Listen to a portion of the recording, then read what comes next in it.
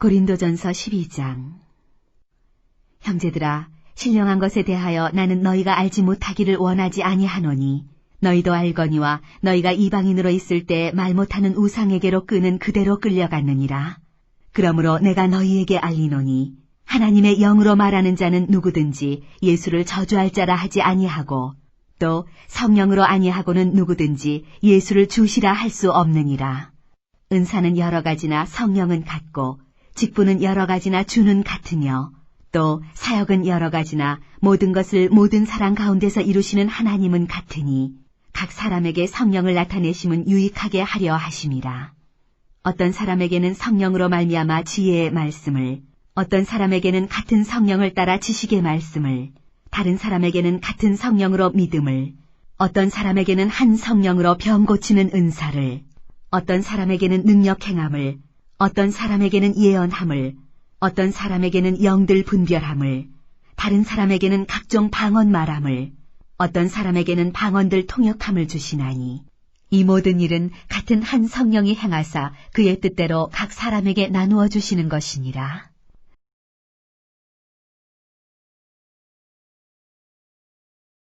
샬롬, 반갑습니다. 오늘도 우리에게 새날을 주시고 하나님의 말씀을 나눌 수 있는 이 은혜를 주심에 감사를 드립니다. 오늘은 고린도전서 12장 1절에서 11절 말씀으로 성령의 은사에 대하여 라는 제목으로 함께 하나님의 말씀 나누겠습니다.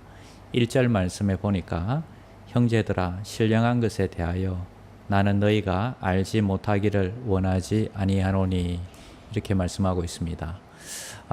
지금까지는 너희가 세상적인 것, 그러니까 돈 버는 것, 그 다음에 스포츠, 건강해지는 것, 드라마 이런 것들에게 관심이 많았지만 이제는 좀 신령한 것, 영적인 것에 대해서 관심을 가졌으면 좋겠다 이런 뜻일 것입니다.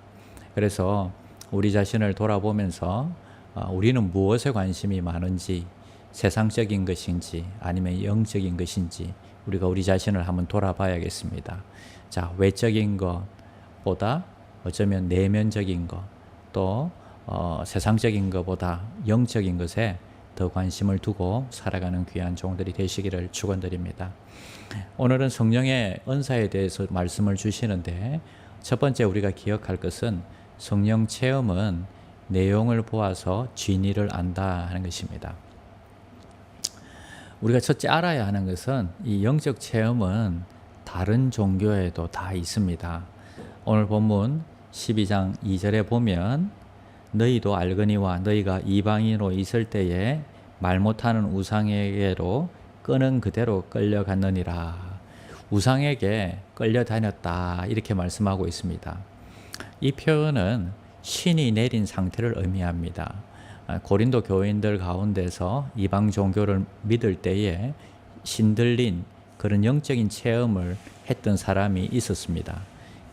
우리가 잘 알고 있다시피 다른 종교에도 이런 영적인 체험이 있습니다. 미국 원주민 인디언의 역사를 적은 책에도 보면 인디언들에게 이 영이 내려서 방언을 하고 이 방언 운동이 이 불길처럼 이렇게 일어났던 적이 있다고 역사에 적혀 있습니다. 악령도 이렇게 성령님의 역사들을 흉내내고 그리고 비슷하게 나타나는 것들을 볼 수 있습니다.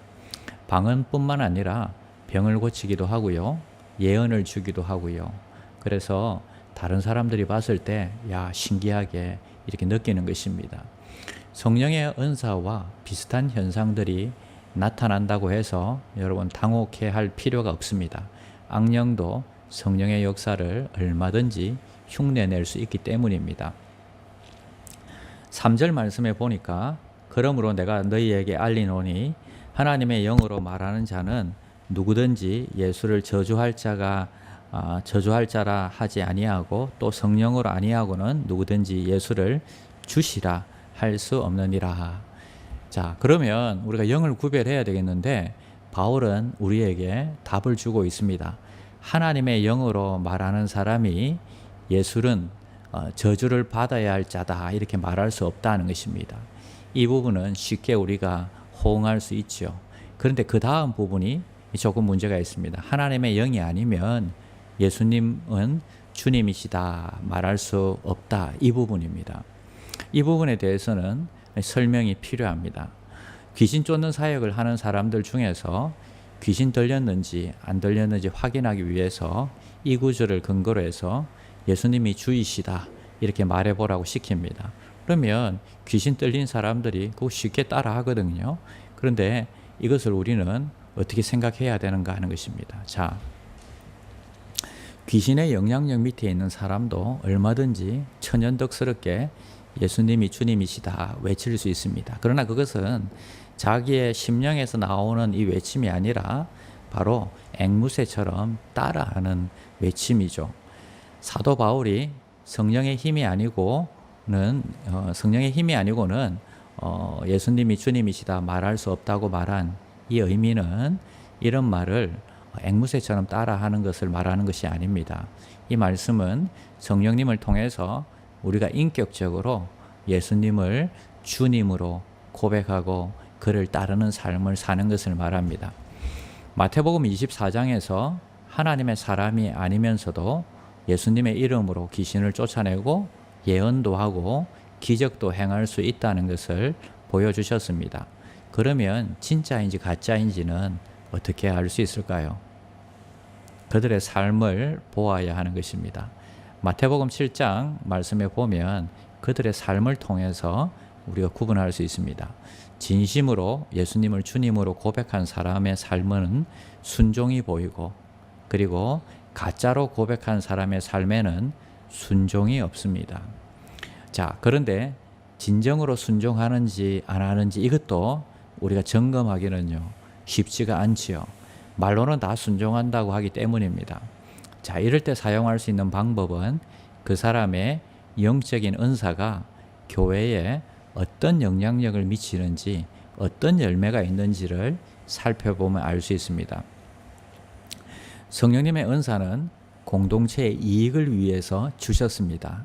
그렇기 때문에 그의 영향력은 교회에 좋은 영향력을 미칩니다.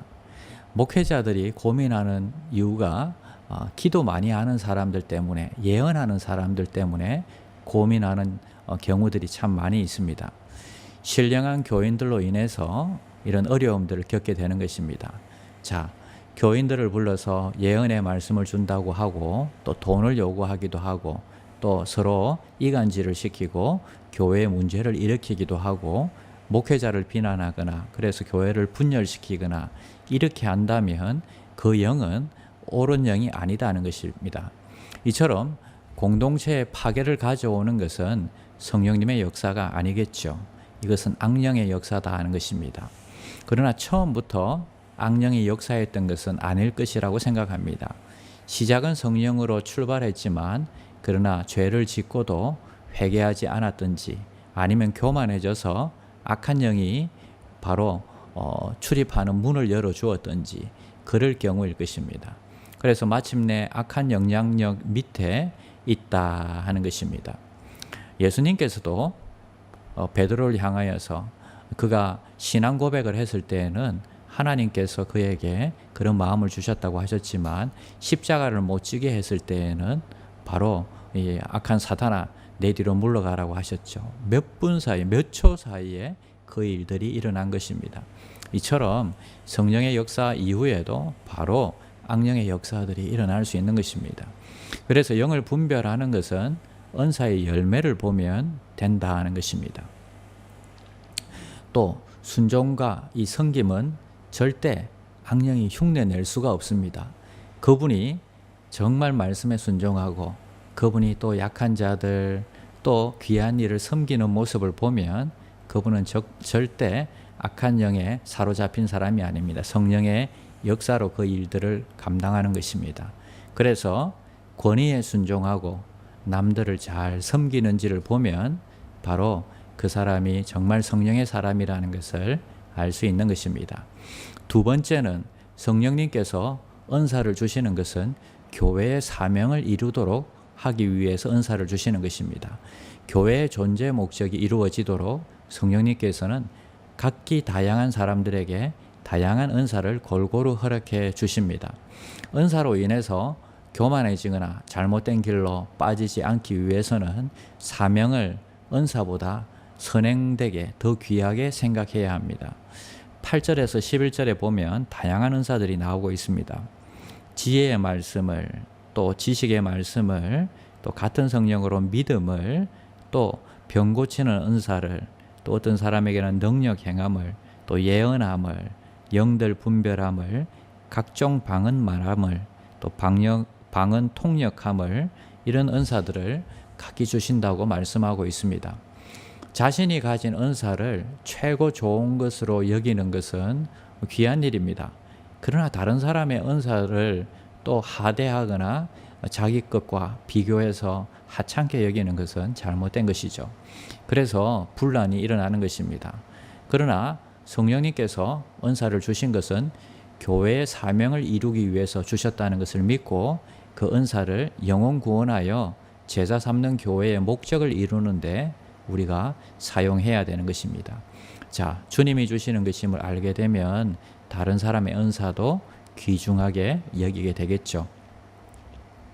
사랑하는 여러분, 돈 버는 것, 건강하게 오래 사는 것, 또 이런 세상적인 것에만 우리가 관심 갖지 마시고 주의 교회를 위해서 하나님 나에게도 이런 은사를 주십시오. 그러면 하나님께서 여러분들에게 그 은사들을 주실 것입니다. 은사를 받기를 사모하시기 바랍니다. 그래서 그 받은 은사를 가지고 자랑하지 말고 은사를 주신 하나님께 감사하면서 겸손하게 모두의 유익을 위해서 은사를 사용하는 귀한 하나님의 종들이 되시기를 축원드립니다. 기도하겠습니다.